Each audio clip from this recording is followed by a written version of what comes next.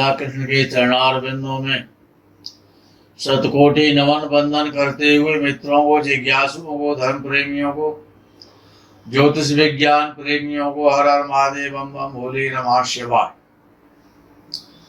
मित्रों, आज का विषय बहुत ही आवश्यक और महत्वपूर्ण, अगर ये कह दिया जाए कि अत्यंत महत्वपूर्ण है तो कोई भी अतिशयोक्ति नहीं होगी। जीवन में जन्म लेना, जन्म के बाद शिक्षा अध्ययन करना, विवाह होना, संतानोत्पत्ति होना, मकान बनाना, जमीन खरीदना, वाहन खरीदना, किसी नगर में वास करना, किसी सोसाइटी में, किसी कॉलोनी में, किसी मोहल्ले में अपना मकान बनाना, किसी गांव में, किसी शहर में प्लाट खरीदना, फ्लैट खरीदना, किस दिशा में खरीदा है आपने, किस कंपनी का वाहन आपने खरीदा है। अगर आपने बाइक खरीदा है तो किस कंपनी का खरीदा है और किस रंग का खरीदा है। फोर व्हीलर आपने खरीदा है तो किस कंपनी का है, उसका रंग क्या है। प्राय ऐसा देखने में आता है कि जब किसी जातक की शादी होती है तो वहां पर गुण भी मिलाए जाते हैं, कुंडली मिलान भी कराया जाता है, 10 जगह से जानकारियां भी निकाली जाती हैं, उसका चरित्र जाना जाता है, उसका भविष्य जाना जाता है, क्योंकि हमारा जीवन उसके साथ में व्यतीत होना है। हमारा जीवन का वो अंग है, हम उसके साथ रहेंगे और वो हमारे साथ रहेगा। इसीलिए गण दोष भी मिलान करना है, गणों का भी मिलान करना है, गुणों का भी मिलान करना है, नाड़ी का भी मिलान करना है, राशि का भी मिलान करना है, योनि का भी मिलान करना है और मंगली दोष भी देखना है। ये सारे चीजें जब देखते हैं हम लोग तो उसके साथ रहना है, उसके साथ जीवन यापन करना है। तो हम उसके साथ पैदा तो नहीं हुए थे, न उसके साथ हम मरेंगे, न वो हमारे साथ पैदा हुआ है, न वो हमारे साथ मरेगा। कौन आगे पैदा हुआ है, कौन बाद में पैदा हुआ है, कौन व्यक्ति कहां पर पैदा हुआ है। आप किसी से मित्रता करते हैं तो क्या कभी विचार करते हैं कि मुझे इससे मित्रता करनी चाहिए कि नहीं करनी चाहिए। किसी लड़की के साथ में, यौवना के साथ में आप उसको अपना मित्र बनाना चाहते हैं, फ्रेंडशिप करना चाहते हैं, तो क्या आप विचार करते हैं कि इससे मुझे हानि होगी कि लाभ होगा। मेरी इसके साथ मित्रता कब तक चलेगी, मेरी मित्रता इसके साथ में हानिकारक है या लाभकारक है। इससे दोस्ती बनी रहेगी या दोस्ती दुश्मनी में बदल जाएगी। आज जिसके बिना देखे हम जी नहीं सकते, क्या हम उसका कभी चेहरा देखना पसंद करेंगे। ये चीज तो हम देखते हैं कि विवाह का कुंडली मिलान कराते हैं, लेकिन जब वो दोस्त बनाते हैं तब कभी राशि मिलान कराते हैं कि इससे हमें दोस्ती करनी चाहिए नहीं करनी चाहिए, किसके साथ में दोस्ती करनी है। अच्छा, पार्टनरशिप सब करने को तैयार रहते हैं, साझेदारी सबको अच्छी लगती है, ग्रुप सभी बनाना चाहते हैं, कंपनी बनाना चाहते हैं। लेकिन विषय ये है कि जिनके साथ आप साझेदारी कर रहे हैं उनका क्या नाम है, वो कहाँ के रहने वाले हैं, ये सब आपको जानकारी हो जाती है। लेकिन ज्योतिष कहाँ चला जाता है कि आपका पार्टनर आपके साथ धोखा देके चला जाता है और करोड़ों रुपए से आपको पीड़ित कर देता है, उसके बाद ज्योतिषी जी के पास जाते, पहले क्यों नहीं गए थे आप? आपको मित्रता करनी है, उसमें ज्योतिष का सहयोग लो, सहारा लो, जिससे कि आपकी मित्रता स्थायी हो, टिकाऊ हो और लाभकारी हो और शुभ बनी रहे। मित्र हमेशा मित्र बना रहे, वो कभी शत्रु ना बने। आपकी मित्रता आजीवन चलती रहे, उसमें ज्योतिष ही आपको सहयोग कर सकता है। आपकी जो पार्टनरशिप है, आपकी जो साझेदारी है, उसके लिए भी ज्योतिष का आपको सहयोग लेना है। जब आप शादी में कुंडली मिलान करते हैं, राशि का मिलान कहते हैं, ये सारे मिलान किए जाते हैं, तो फिर जब आप कहीं पर मकान बना रहे होते हैं, क्या आप उस मकान में रहेंगे नहीं क्या? जब जीवन साथी के साथ आपको रहना है, उसके दुख सुख का अनुभव होगा, तो जिस मकान को आप बना रहे हैं उसमें तो आपका जीवन व्यतीत होगा, उसमें आप श्वास भी लेंगे, उसमें आपको सुख भी मिलेगा, आपको उसमें दुख भी मिलेगा, आपको उसमें प्रसन्नता भी होगी, आपको उसमें क्रोध भी आएगा, आप उसमें स्वस्थ भी रहेंगे, आप उसमें अस्वस्थ भी रहेंगे, आप उसमें निर्धन होंगे कि आप उसमें धनवान होंगे, आपका उसमें पतन होगा कि आपका उसमें विकास होगा। ये आपने क्यों नहीं सोचा था कि मुझे किस नगर में रहना है,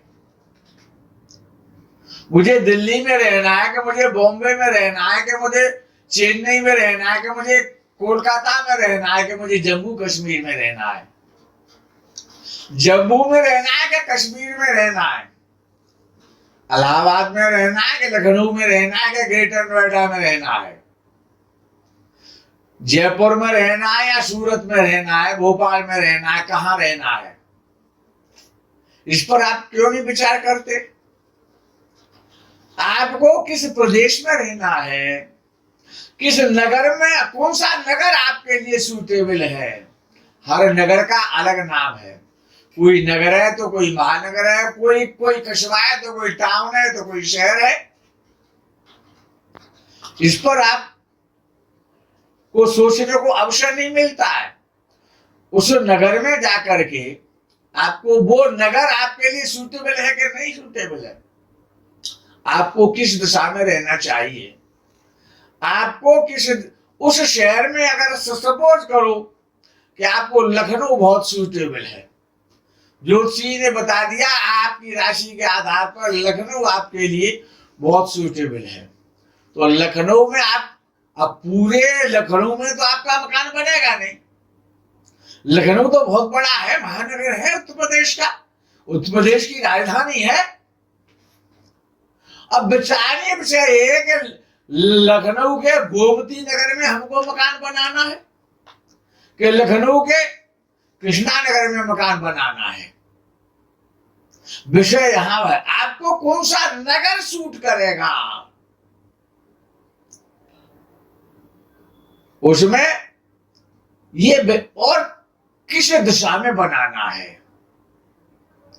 इसी प्रकार से अगर आपको कार खरीदनी है, 4 व्हीलर खरीदना है, 2 व्हीलर खरीदना है, तो किस कंपनी का आपको लेना जिससे उसका एक्सीडेंट ना हो, एक्सीडेंट में उसका कहीं धुआं ना निकल जाए, साइलेंसर की जगह पे सीट में से धुआं ना निकले कहीं, ये भी विचार करना है। वो वाहन किस कंपनी का होना चाहिए आपके लिए, इस पर आपने क्यों नहीं विचार किया? ज्योतिष शास्त्र में सब कुछ मौजूद है, लेकिन हम उसका लाभ लेना नहीं जानते। हम केवल ये सोचते रहते हैं। अच्छा, कुछ लोग तो कहते हैं कि साहब हम अपने जब पिता के घर में जितनी देर रहे थे, मकान शहर में हमारा अंदर था और उस वार्ड में था, उस मोहल्ले में था हमारा मकान, और जब तक हम पिता के घर में रहे जिसमें हमारा जन्म हुआ था, हमारी बहुत उन्नति हुई थी और जिस दिन से जब बच्चे बड़े बड़े होने लगे तो मकान की आवश्यकता पड़ी, और हमने शहर तो वही है, लेकिन अब हम उस मोहल्ले से उस मोहल्ले में पहुंचे गए और ये हमने मकान बना लिया है। अरे मकान बनाते समय वास्तु का उपयोग कहीं नहीं किया। अच्छा, सबको पता है कि लेट्रिन कहां बननी चाहिए, किचन कहां बनना चाहिए। अब तो हर एक वास्तु शास्त्री हो गया है, हर घर में वास्तु शास्त्री मौजूद बैठे हैं, किसी से कोई पूछने की आवश्यकता ही नहीं है। किचन आग्नेय कोण में होना चाहिए तो लेट्रिन बाथरूम नैऋत्य कोण में होनी चाहिए, पूजा घर ईशान कोण में होना चाहिए, और स्टडी रूम उत्तर दिशा में होना चाहिए। सीधा सीधा सिद्धांत है, इसका नाम वास्तुशास्त्र नहीं है। यही तो आप लोग धोखा खा रहे हैं। आप यदि आप नहीं जानते हैं तो उसकी जानकारी क्यों नहीं लेना चाहते हैं? आपको लेनी, आपका गेट कहां होना चाहिए? आपने प्लाट तो खरीद लिया, आप उसमें मकान बनाने वाले, जो आपके जो मैप बनाएंगे, जो आपके मकान का जो सीए साहब जो नक्शा बनाएंगे, या आर्किटेक्ट आपके मकान का जो नक्शा बना रहा है, उत्तर दिशा में दरवाजा बहुत अच्छा होता है। उत्तर दिशा में सैकड़ों मैंने व्यक्ति देखे, हजारों देखे हैं मैंने। और अगर आप भी ध्यान करेंगे तो आपके भी नॉलेज में आ जाएगा कि जिनका उत्तर दिशा में दरवाजा था वो बिल्कुल खाकपति थे, नंगे हो गए, भिखारी बन गए। क्यों हुआ ऐसा? और कुछ व्यक्ति इस प्रकार के मिलेंगे कि जिनका मकान का दरवाजा साउथ मुखी है, दक्षिण मुखी दरवाजा है, और वो खूब फल फूल रहे, खूब आनंद ले रहे हैं, खूब धन बढ़ रहा है, खूब ऐश्वर्यशाली हो रहे हैं, सुखी हो रहे हैं। मित्रों, ये विषय बड़ा गंभीर है। दरवाजा कहां होना चाहिए जरूरी नहीं है कि साउथ का दरवाजा हानि ही करेगा। वो दरवाजा आपके मकान की गहराई कितनी है, आपके प्लाट की गहरा कितना है, और आपका प्लाट की चौड़ाई क्या है और गहराई क्या है, ये कोई आवश्यक नहीं होता है कि पूर्व दिशा का दरवाजा बड़ा लाभकारी होता है। पूर्व दिशा में दरवाजे रखने वाले हमने ये भी देखा है कि जिनको रोटी भी नहीं नसीब होती है। पूर्व दिशा में होना चाहिए सा हमारा गेट, उत्तर दिशा में होना चाहिए। अरे लेकिन उत्तर दिशा में हो, लेकिन कितनी दूरी पर होना चाहिए? उत्तर दिशा की जो आपकी जो दीवार है वो 30 फीट की लंबाई की है, 30 फीट गहराई की है। अब उसमें आपका जो मेन गेट है वो कहां लगना है? अब मध्य में लगना है, कॉर्नर पे लगना है, या दो भाग छोड़ करके लगना है, 15 फीट के बाद 18वें फीट पे लगना है, क्या 12वें फीट पे लगना है, या 6वें फीट पे लगना है? उसके 8 भाग किए जाते हैं। हर भाग का, वो जैसे 30 फीट की कोई दीवार है तो उसके 8 पार्ट बनाने पड़ेंगे, और हर पार्ट का अलग परिणाम होगा कि अगर यहाँ गेट चढ़ेगा तो इसका ये फल है, और यहाँ पर गेट चढ़ेगा तो इसका ये फल है। मकान की चौड़ाई के हिसाब से उसी प्रकार से ऊंचाई होनी चाहिए। ये बड़े गंभीर विषय है। अब विषय ये आता है कि ये बकूट दोष विवाह में देखा जाता है, क्या वाहन खरीदने में नहीं देखा जाता, क्या मित्रता करने में नहीं देखा जाता है? देखा जाता है, लेकिन उसके देखने के थोड़े सिस्टम बदल जाते हैं, विधान बदल जाता है। गांव है, नगर है, निवास स्थान है, प्रत्येक की राशि होती है, और इसमें जन्म कुंडली मित्रों काम नहीं करती है। ये जितना भी मैं आज बता रहा हूं आपको, इसमें जन्म कुंडली का कोई मतलब नहीं है। जिस प्रकार से कि आपका नाम अमरपाल है, आपने कहा कि मुझे लखनऊ में रहना है, लखनऊ की राशि मेष राशि है, और अमरपाल की भी मेष राशि है। तो लखनऊ कैसा है आपके लिए? क्या लखनऊ आपको सूट करेगा? अब विषय आता है कि ये जो राशि है, जो नगरों की राशि है, कंपनियों की राशि है, मित्रों की राशि है, मकान की राशि है, दुकान की राशि है। दुकान का कोई नाम तो होता है ना, कंपनी का कोई नाम तो आप रखते हैं। तो अपने जो ज्योतिष शास्त्र के आधार पर जो सूटेबल नाम है उसको क्यों नहीं रखते हैं? उसी व्यक्ति के साथ में मित्रता करो जिसके साथ में आपको झगड़ा ना करना पड़े। तो विषय ये प्रारंभ होता है कि केवल 2 राशियां हैं जो कि 3 नक्षत्रों से मिलकर के बनती हैं नाम राशि के आधार पर, जिसमें 3 नक्षत्र सम्मिलित हो जाते हैं। एक मेष राशि है जिसमें अश्विनी नक्षत्र और भरणी नक्षत्र और कृतिका नक्षत्र पूरा आता है। इसमें पूरा आ जाता है, ये 3 नक्षत्रों से मिलकर के बनती है। इसमें जो जन्म कुंडली वाला जो विधान है ना, उसमें जो राशि विधान है उससे राशि विधान थोड़ा पृथक है। इसका देखने का तरीका अलग है।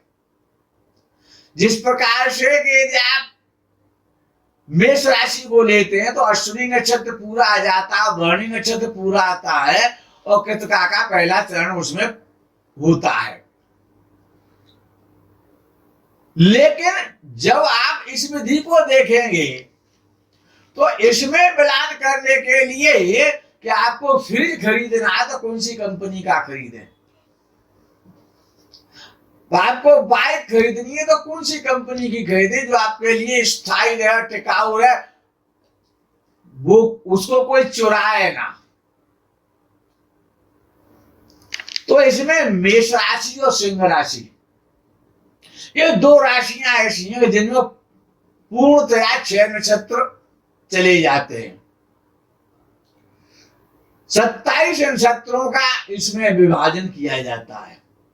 राशियां तो 12 ही बनती हैं, लेकिन फर्क इतना है कि मेष राशि में अश्विनी नक्षत्र और भरणी नक्षत्र और कृतिका चारों चरण सहित, यानी अश्विनी भरणी कृतिका से मिलकर के मेष राशि बनती है। और सिंह राशि मघा, पूर्वा फाल्गुनी और उत्तरा फाल्गुनी नक्षत्र, तीनों नक्षत्रों को मिलाकर के बनती है। यानी कि एक राशि में 12 पार्ट हो जाते हैं। मेष राशि में और सिंह राशि में 12 अक्षरों से मिलती हैं, 12 चरण हो जाते हैं। और बाकी जितनी भी जो 10 राशियां बच जाती हैं मेष और सिंह के अलावा, वो 2 नक्षत्र से मिलकर के बनती हैं सीधे सीधे। वो 2 नक्षत्र से मिलकर के बनती हैं और ये 2 राशियां जो हैं वो 6 नक्षत्रों से मिलकर के बनती हैं, 3 नक्षत्रों से। अब विषय आता है कि यदि आपका नाम मेष राशि से प्रारंभ होता है, ये इसमें जन्म कुंडली और जन्म राशि का मित्र कोई भी विषय नहीं आएगा, उस प्रकार से आप इसको नहीं देख सकते हैं कि जिस प्रकार से कि आपको ये पता है कि ये हीरो की बाइक है या ये होंडा की बाइक है या ये इनफील्ड कंपनी की बाइक है। तो इसी प्रकार से आपको उसका आपके पास कोई भी विवरण नहीं है। तो जिस प्रकार से कि यदि आपको कोई बाइक खरीदनी है तो उसमें भी अब जिस प्रकार से आपकी मेष राशि है और मेष राशि है और आपने कहा कि मैं तो मथुरा में जाकर के रहूंगा, मेरे लिए मथुरा सूटेबल है या नहीं सूटेबल है। यदि आप मेष राशि के हैं तो मथुरा की तो सिंह राशि हो जाती है, तो मथुरा आपके लिए नॉट सूटेबल है। मेष राशि वालों के लिए मथुरा नॉट सूटेबल है। मथुरा में वो जब तक रहेंगे तब तक परेशान रहेंगे। मित्रों, ये विषय यही खत्म नहीं होता है। अगर आप चाहेंगे तो इसका सेकंड पार्ट जो बहुत महत्वपूर्ण होगा आप लोगों के लिए, उसको भी आप सुन सकते हैं, उससे ज्ञान प्राप्त कर सकते हैं और बहुत सारी समस्याओं का निराकरण बिना जन्म कुंडली के आप कर सकते हैं।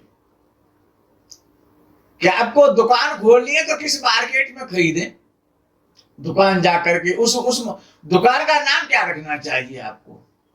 आप इसमें जन्म कुंडली काम नहीं करती है, इसमें केवल नाम राशि काम करती है।